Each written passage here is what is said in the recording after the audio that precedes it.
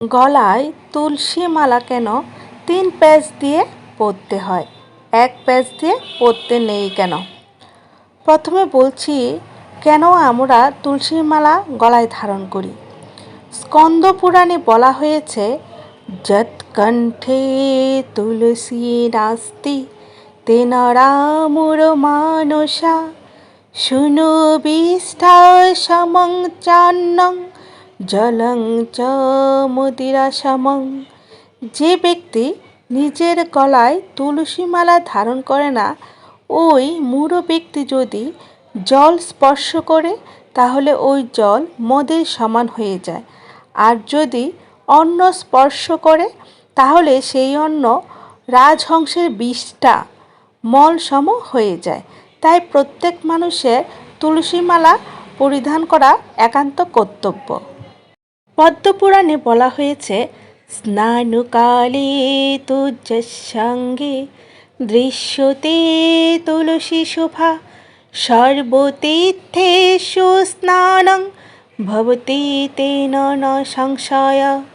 যখন কোনো মানুষ গলায় তুলসীর মালা ধারণ করে স্নান করে, তখন ওই তুলসীকে স্পর্শ করে জল সর্বাঙ্গে স্নাত হয়। ওই ব্যক্তির এই পৃথিবীর সর্বতীর্থ স্নানের পুণ্যফল প্রাপ্তি হয়ে যায়।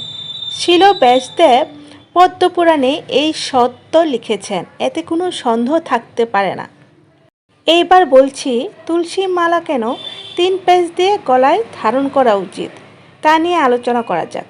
শাস্ত্রসম্মতভাবে গলায় 3 প্যাচ দিয়েই তুলসী মালা ধারণ করা কর্তব্য, কারণ স্মৃতিশাস্ত্রে 3 প্যাচ দিয়ে তুলসী মালা ধারণ করার কথা উল্লেখ করা হয়েছে। 3 প্যাচ দিয়ে তুলসী মালা ধারণ করার সময় 3টি প্রতিজ্ঞাবদ্ধ হতে হয়। প্রথম প্যাচ দিয়ে বলতে হয়, আমি নিজেকে উদ্ধার করিব হরিনামের দ্বারা।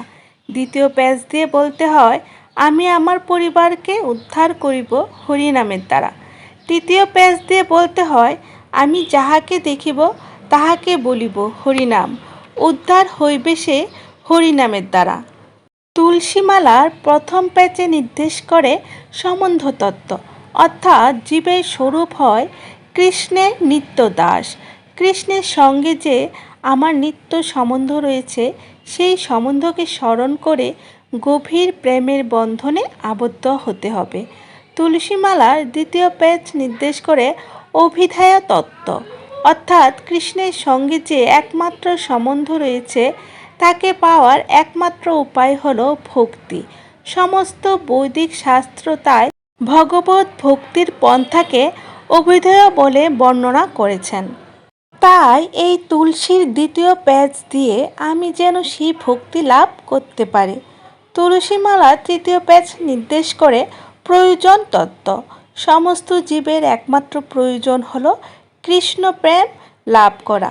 হরে কৃষ্ণ কৃষ্ণ কৃষ্ণ হরে হরে, হরে রাম রাম রাম হরে হরে। সদা সর্বদা শ্রী শ্রী রাধা ও কৃষ্ণের পাদপদ্মের কথা স্মরণ করুন, তাহলে শ্রীকৃষ্ণের দ্বারা আপনার জন্য বরাদ্ধকৃত কার্য সম্পাদন করতে কোনো অসুবিধা অনুভব করতে হবে না। জীবনের প্রতিটি ক্ষেত্রে শ্রীকৃষ্ণের কৃপার প্রতি অগাধ বিশ্বাস ও ভরসা রাখতে হবে। শ্রীকৃষ্ণের পবিত্র নামটিতে অসাধারণ আধ্যাত্মিক শক্তি রয়েছে, কারণ কৃষ্ণের নাম স্বয়ং শ্রীকৃষ্ণের থেকে আলাদা নয়। ঐকান্তিক ভালোবাসা এবং নিষ্ঠার সাথে এই নামগুলি জপ করুন, তবেই আপনি চিন্ময় আনন্দ অনুভব করবেন। হরে কৃষ্ণ